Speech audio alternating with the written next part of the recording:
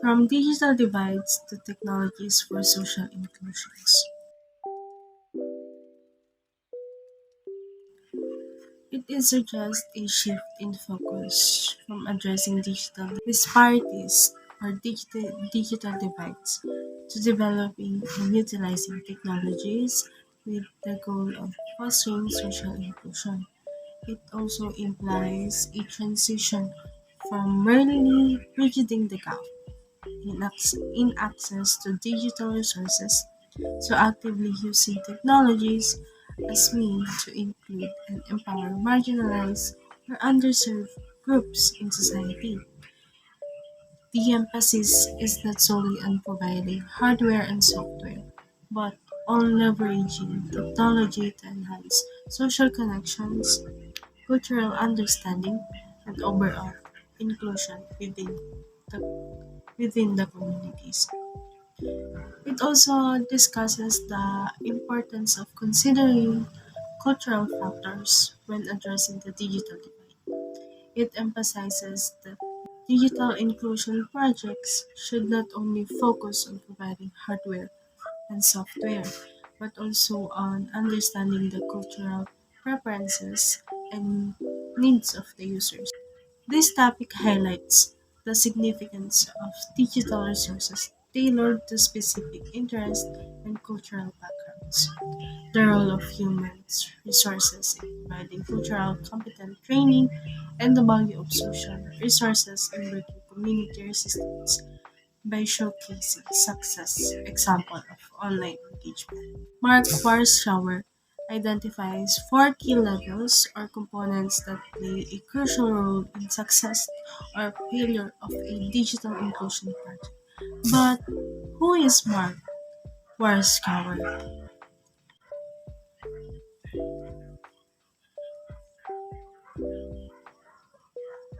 So the four key levels or components. First is physical resources. Cultural considerations are essential in deciding which types of hardware and software match the lifestyle of the target users. It involves obtaining the necessary hardware like desktop, laptops, and smartphones, and software like operating system and web browser for users. Mobility concerns such as the use of smartphones or tablets versus place-bound devices should be taken into account. This one is ito yung tumutukoy sa pangunahing kagamitan. Wala na pangangailangan para maka-access ka sa digital worlds. For example nga nito ay yung paggamit ng desktop, laptops, at ng mga cellphones.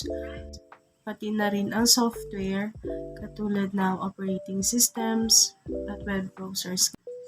Katulad ng sinabi nga ni Professor Mark ay may malalim na koneksyon sa pang-araw-araw na pamumuhay ng tao sa kasalukuyan. In today's world, ang pagiging konektado sa online naging bahagi na ng normal na pamumuhay ng mga tao. Ang pag-access sa digital na kagamitan tulad ng laptops at smartphones ay hindi na lamang siya isang luxury, kundi pangangailangan na rin siya na naging pangunahing bahagi na ng trabaho, edukasyon, komunikasyon at libangan ng mga tao. Sa panahon ng pandemya, mas lalong nagkaroon ng tamang paggamit ang hardware para sa trabaho or mas tinatawag na work from home, online learning, at pangangailangan sa online commerce at serbisyong pangkalusugan. Noong pandemic, mas naging in demand yung paggamit ng hardware. Tulad nga ng laptops, ginamit ito as a kasangkapan para makapagtrabaho sa bahay, para matuto, or yun nga, naging online class, online learning.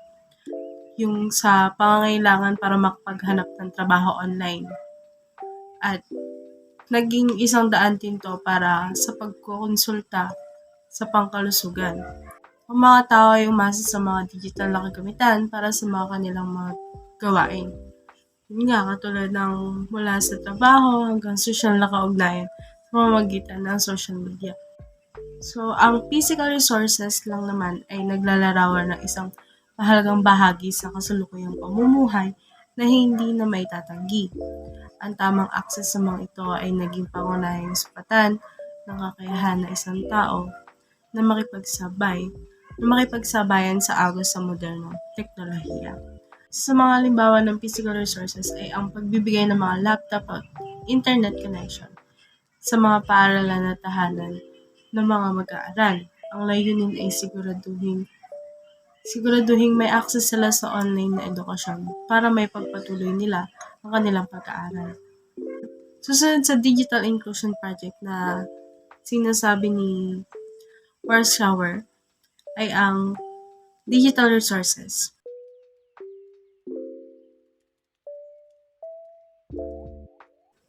Digital resources involve content that addressing the specific interests and cultural backgrounds of the users. Generic features of the web may be less effective than content directly relevant to the age, ethnicity, gender, religion, or other cultural features of the community. Practical information, cultural values, and recreational content tailored to the community are important for engagement.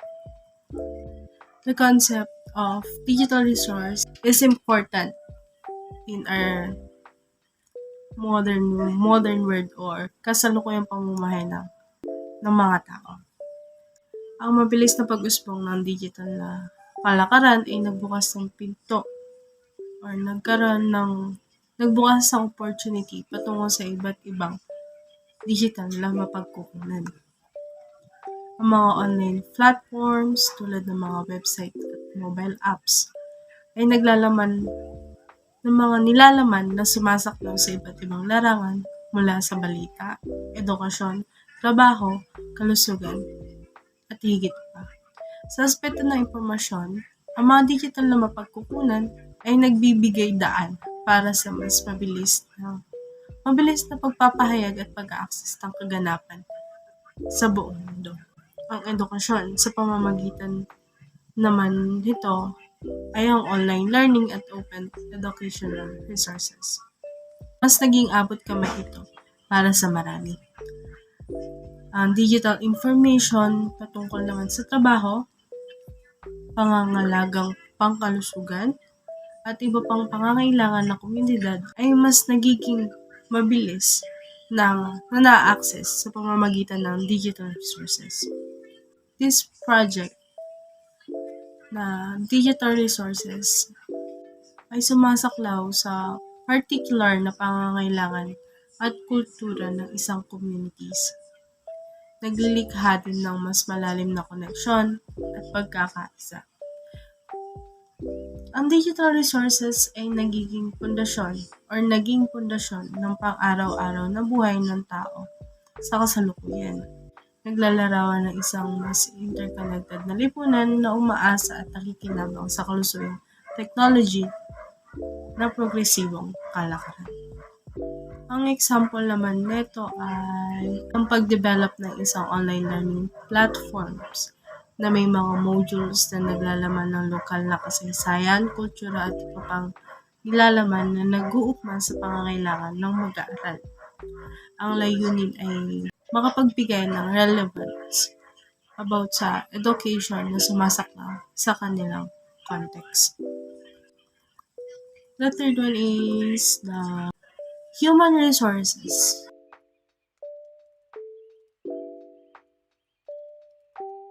Involves individuals who can provide proper training in the necessary techno-literacy for accessing online worlds successfully. Encourage technical training for people with life experience as member of underserved group. Culturally competent and technically savvy facilitators are crucial for empowering marginalized communities to represent themselves in digital media. This concept of digital projects is tumutukoy sa mga tao na may kakayahan at kasanayan sa pagbibigay ng tamang pagsasanay ukol sa technology para magtagumpayan na magamit ang online worlds. Mahalaga ang pagsasanay patungkol nga sa teknolohiya sa aspetong ito dahil ang tamang pagsasanay ay nagbibigay ng daan para maging isang representasyon ng mga tao sa digital na espasyo.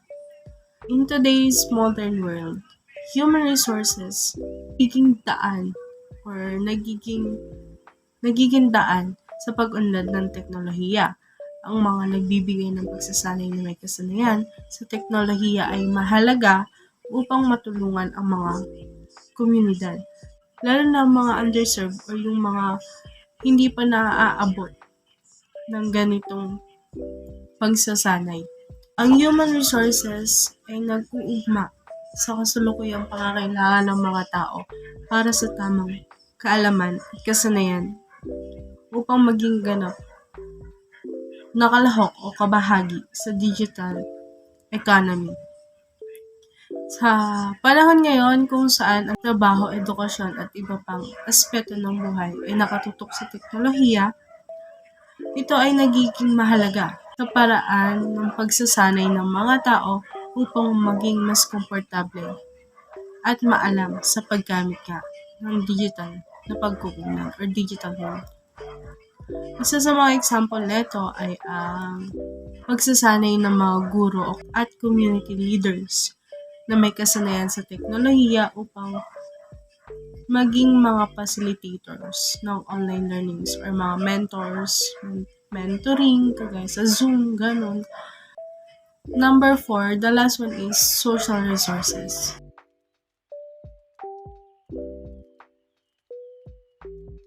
It is prepared to model users and support networks that can help overcome community reticence.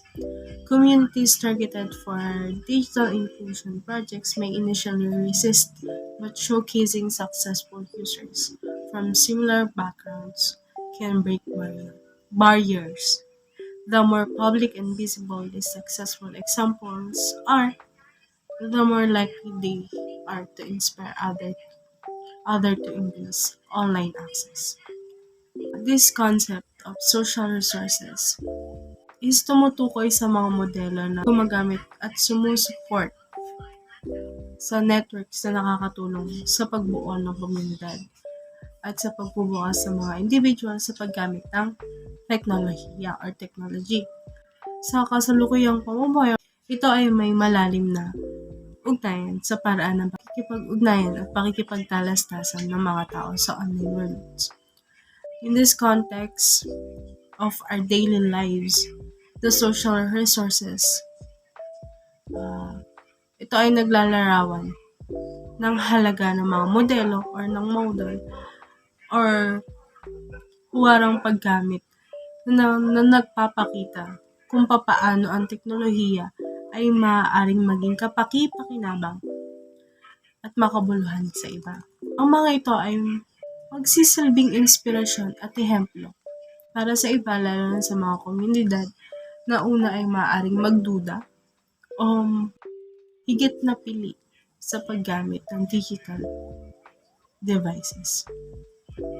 Ang support networks or ang mga grupo ng tao na nagbibigay ng suporta sa isa't isa sa paggamit ng technology ay nagiging mahalaga rin. Sila ay nagbibigay daan ng pagbabahagi ng kaalaman, karanasan, at tips para sa pag-navigate sa online worlds.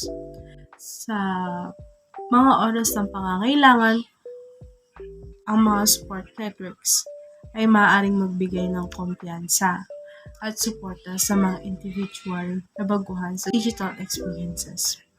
The social resources, yan. Ito yung nagbubukas ng mga pinto para sa mas malawak na partisipasyon sa digital worlds at pagpapalakas ng idea na ang online space ay hindi isolado or hindi isolated, kundi isang bahagi ng mas malaking community pamamagitan ng mga modelo, social media influencers, at support networks. Ang mga halimbawang ito ay makikita natin kung papaano ang bawat uri ng resources ay mahalaga para sa tagumpay ng proyekto. Ang mga physical resources ay nagbibigay ng kagamitan, ang digital resources ay nagbibigay ng nilalaman, ang human resources ay nagbibigay ng gabay at pagsasanay, at ang social resources ay nagtataguyod ng komunidad at suporta. Ito ang kabuuan ng ecosystem resources na nagtataguyod ng isang tagumpay na digital inclusions project.